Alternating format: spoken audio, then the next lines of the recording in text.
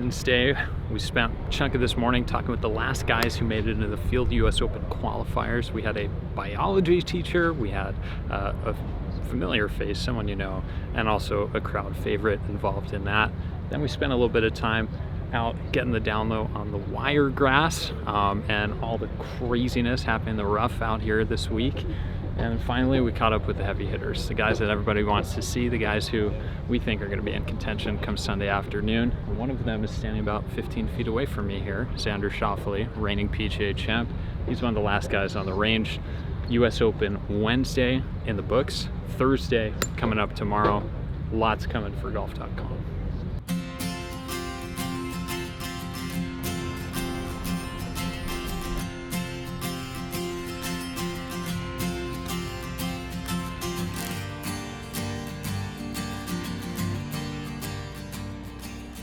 The cool thing about this event is, it's probably the most democratic of all the majors.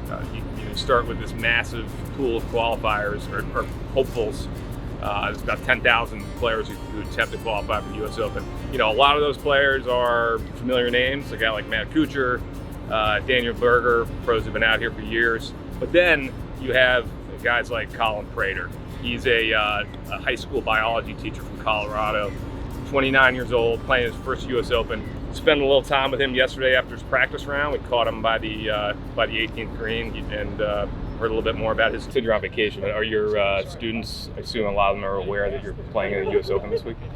Yeah, I don't know how many of my current students, but it was really, really neat to listen and hear from a lot of my former students that are maybe now in college or just got out of college. So that's really cool to see those, that I've inspired those kids. You bring golf into the classroom at all? Yeah, I think my kids probably get sick and tired of hearing about it. But yeah, there's obviously examples. I love to use sports. I'm a big sports guy. Big Bronco fan. Root for the Nuggets, the Avs, that sort of thing. So try to make it fun and light. But at the same time, too, allow kids the opportunity to make their own connections. I think that's the most important part, is fostering their passion, their interests, so giving them the freedom to do that.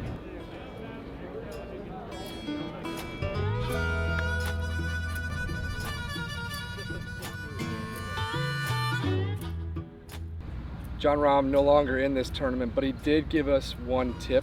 He said, I encourage you to get out there and check the native areas because some sides of the fairway are a lot easier for your ball to at least advance from the scrubby stuff than others. So we brought 3 balls, one Titleist, one TaylorMade, one Callaway. No bias here on Seen and Heard. And we're gonna see what players run into when they miss the fairway.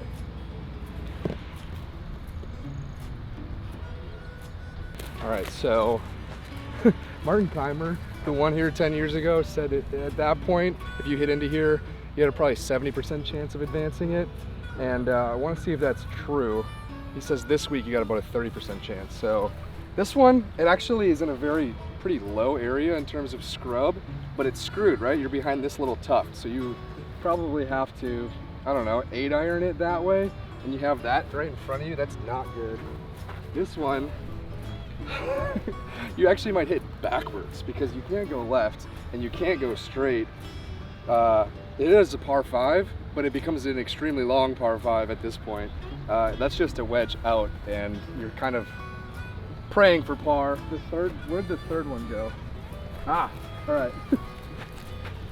Honestly, this one it doesn't look the best probably from where you're seeing, but this one you can actually build a stance and you can swing without these guys getting in your way. You could advance it maybe with the 5-iron. It's a par 5, so these guys do think about those as birdie holes, but anytime you get into here, it's suddenly like praying for par, trying to avoid making bogey on what will probably play under par for the day.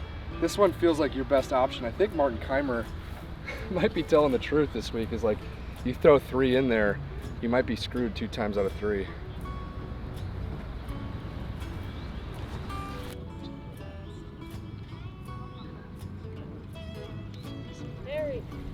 What's up, buddy? Did I use some of my hat? Yeah, I'm not gonna sign off. You were on the Jumbotron today. Well, you were mentioned. The Jumbotron. From Grayson's brother.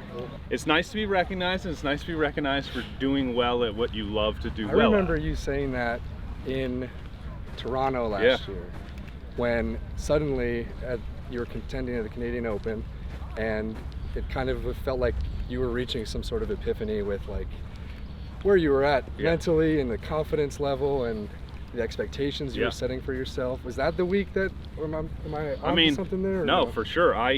For some reason, I don't know why Canada loves me so much, but everybody was screaming and yelling for me.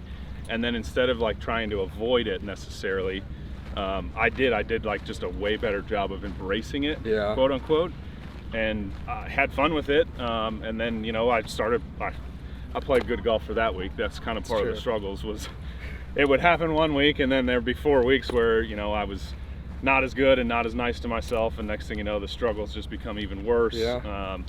So yeah, I actually have, as you bring that up, I have thought about kind of that week and how I did embrace, I guess, the love. And I'd like to do that some this week too, but you know, I'm here to also do a job, quote unquote. I'm gonna try to enjoy it as much as physically possible though. Which looks like a damn hard golf course for us. Extremely hard. What do you like? What are you looking at when you see this place? What are you trying to do and differently? I hit my freaking targets. No, I mean, it's going, my caddy Matt Irwin put it, I thought very succinctly yesterday as we were practicing a bit, this isn't going to be golf. This is going to be the world's hardest patience test. Obviously, there will be some golf shots hit, so technically it is still golf. But no, you are going to need to, you are going to see a lot of balls, you know, land, maybe even come to somewhat of a stop and then trickle 30, 40 yards away from where you want them to go. In some way, you know, you have to take a deep breath and maybe laugh. Maybe let's keep walking up to your ball. Are you a patient? Are you a patient player? Do you struggle with that? Absolutely not. Yeah, I would not say that I'm patient at all. But I would say also that I have been a little better at it the last month or so.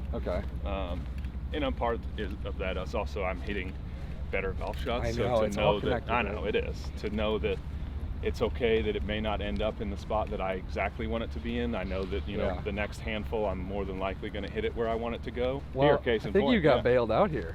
Wow.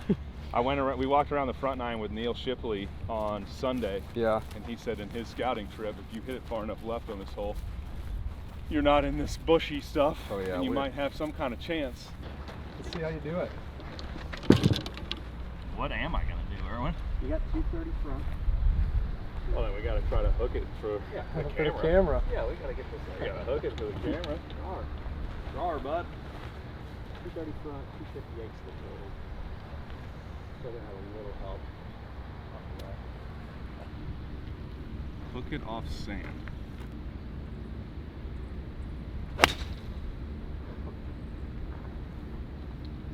And left, short, right, we're perfect. Yeah, I'd take 4 there all week. Good playing.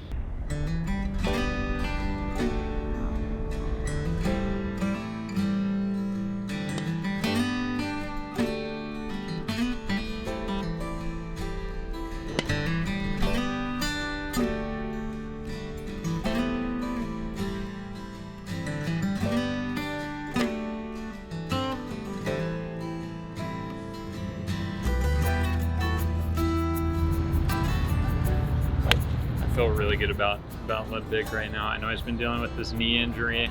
I know he hasn't been playing necessarily his best stuff, but I think when you talk about a U.S. Open, you're specifically talking about contending at a U.S. Open. It's a battle of wits. It's not a battle of ability, and I think he really has it between the ears. If you see him swing a golf club, you know he's more than got the physical stuff to make it happen.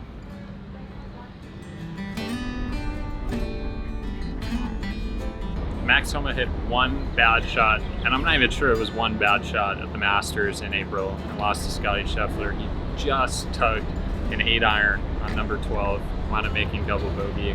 I just think he's got the right mix of mettle and shot-making ability. I think he's been close a lot of times in these big events.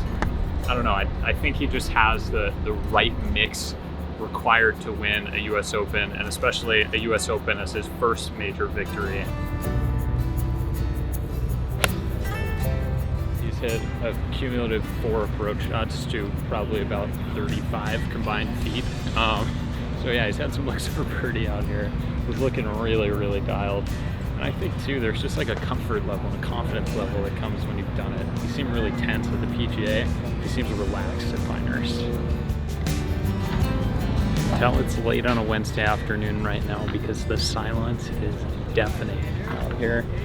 All the joke cracking and autograph signing we had going on Monday and Tuesday is over. These guys are locked in. Yeah, there's still some friendly banter back and forth, but this is as close to a tournament round as you can get at a major without it finally hitting in. And I think for a lot of these guys, it's finally setting in. The US Open is here, and whatever game you got right now is the game you're gonna have tomorrow afternoon.